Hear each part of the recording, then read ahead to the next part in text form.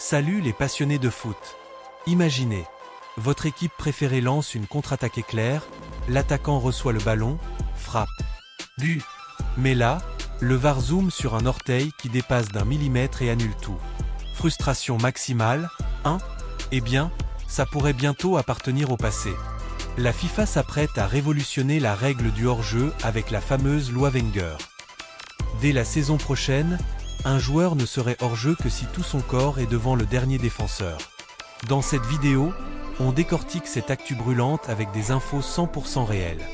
Abonnez-vous, likez, et c'est parti. Le hors-jeu, c'est la loi 11, et c'est sans doute la règle la plus controversée du foot. Actuellement, un attaquant est hors-jeu si une partie de son corps, avec laquelle il peut marquer, est plus proche de la ligne de but adverse que le ballon et le dernier défenseur au moment de la passe. Avec le VAR depuis 2018, on annule des buts pour un bout de chaussure ou un ongle. Rappelez-vous les débats interminables en finale de Coupe du Monde 2022 ou en Premier League. Fin décembre 2025, Gianni Infantino, président de la FIFA, a lâché une bombe lors du sommet mondial du sport à Dubaï. Nous étudions la règle du hors-jeu. À l'avenir, l'attaquant devra peut-être être complètement devant le défenseur pour être hors-jeu. Il parle directement de la loi Wenger, idée défendue par Arsène Wenger depuis 2020. Selon le journal espagnol AS, l'IFAB, l'organisme qui gère les lois du jeu, étudiera officiellement ce projet le 20 janvier 2026, puis lors de l'Assemblée générale en février. Si validée, la règle pourrait s'appliquer dès la saison 2026 à 2027. Pour bien comprendre l'enjeu, un petit retour en arrière. La règle date du 19e siècle. En 1863, il fallait 3 défenseurs entre l'attaquant et le but. En 1925, on passe à 2, boum, les buts explosent, de 2,58 à 3,89 par match en Angleterre.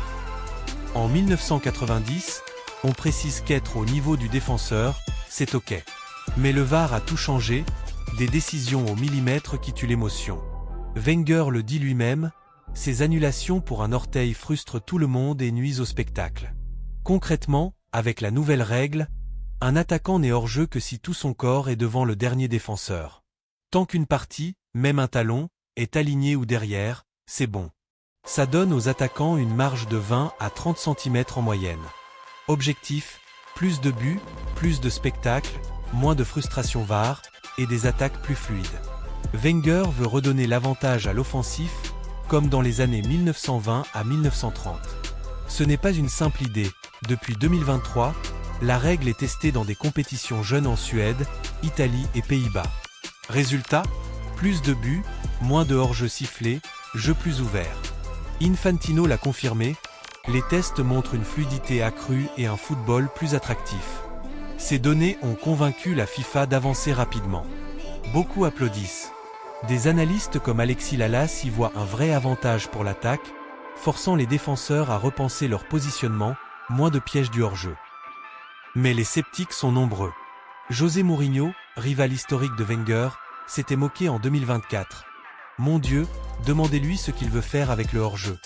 Il craint un déséquilibre total en faveur des attaquants. Côté joueur, un rêve pour les Mbappé, Haaland ou Vinicius, un casse-tête pour les Van Dijk ou Walker qui adorent les lignes hautes. Imaginez en Premier League ou Ligue 1. Plus de contre-attaques mortelles, plus de risques pour les défenses hautes, match plus rythmé. Moins d'arrêts VAR interminables égale plus de fluidité. Mais attention, les équipes riches avec des sprinteurs en profiteraient encore plus. Tactiquement, le foot changerait profondément. Adieu les hors-jeux millimétriques, bonjour les duels purs. En résumé, la loi Wenger pourrait transformer le football dès 2026 à 2027. Plus de buts, moins de polémiques, un spectacle boosté. Les tests sont positifs, Infantino pousse, et l'IFAB semble prête à valider. Mais est-ce une évolution nécessaire ou une erreur qui dénaturera le jeu? Vous en pensez quoi? Dites-le en commentaire, on débat ensemble. Si cette vidéo vous a plu, abonnez-vous, activez la cloche, likez et partagez. Merci d'avoir regardé, à très vite pour plus d'actu foot sur Arena Foot.